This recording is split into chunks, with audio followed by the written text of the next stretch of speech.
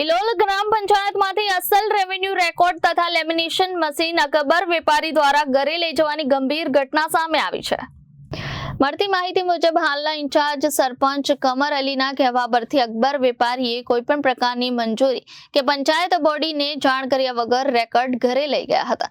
Ward number 1 ના સભ્ય વિલાસબા નરેન્દ્રસિંહ ઝાલા પંચાયત ખાતે હાજર હતા ત્યારે સૈયદ સેદુ મિયા એક્ટિવા પર પોટલું લઈને આવ્યા હતા। શંકા જતા વિલાસબાએ પૂછપરછ કરતા સેદુ મિયાએ કહ્યું કે તેમાં પ્રોપર્ટી કાર્ડ છે, પરંતુ પંચાયતના કર્મચારીઓએ પોટલું ખોલાવતા અંદરથી અસલ રેવન્યુ રેકર્ડ તેમજ અન્ય દસ્તાવેજ મળી આવ્યા હતા। તલાટી સાહેબ રજા પર હોવાથી આ રેકર્ડ બહાર લઈ જઈને પુરાવા નાશ કરવાનો અકબર વેપારી અને સરપંચનું આયોજન હોવાનું મનાય છે।